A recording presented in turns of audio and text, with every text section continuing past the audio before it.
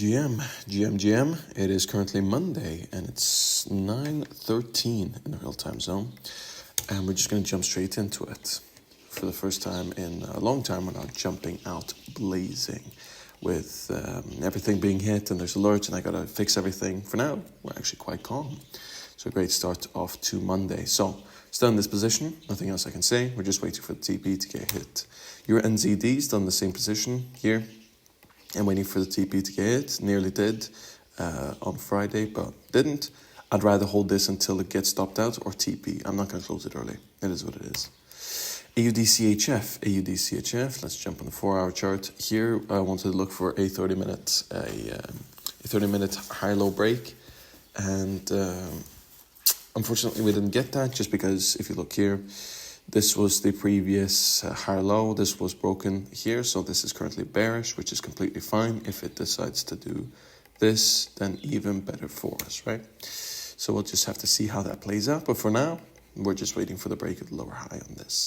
Next, GDP CAD moving as planned. Currently just waiting for the entry up into the lower high on the 4-hour, which looks pretty much like that.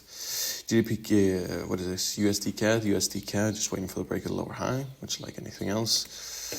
Silver, just waiting for the lower high to be broken, so we could foresee something, a little bit of an elbow, like so. If that was to happen, perfect. AUD-NZD is currently a candle's coming through here. But still an hour and 45 until it closes. And I'm never going to shake a trade with an entry signal, for example, or something like this, unless I have a candle close. I cannot do it.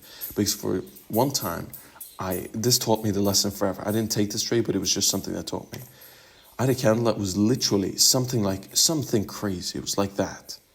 And it was 15 minutes until it closed. And I started marking up every confluence. I'm just waiting. I'm like, okay, cool. I see it doing this, as candles do. And suddenly, out of nowhere, I step off the charts, I come back, it looked like I was on a different fucking thing. It was like that, and it closed just like that. It just taught me for the rest of my life, never take a candle that is not closed, because you have no idea what's going on there. Look at this. This might have been a complete sell, all the way until 5 minutes before, and banks just rallied it up.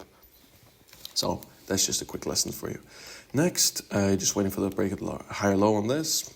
I'm just waiting. It's on its journey. Same thing here.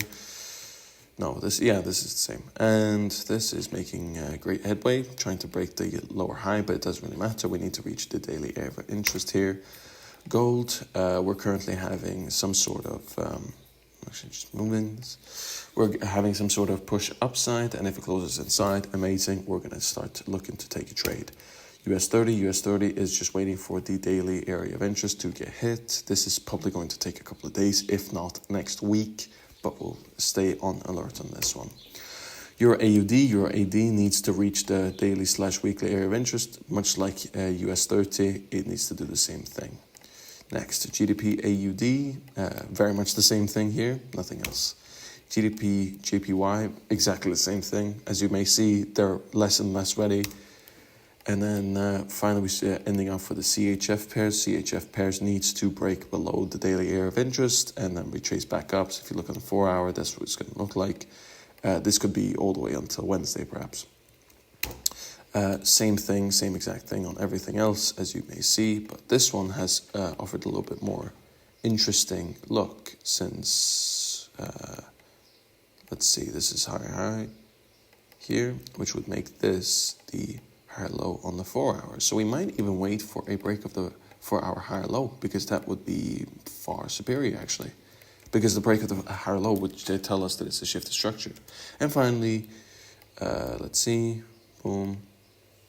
We didn't have a break of this, nah. Okay, cool.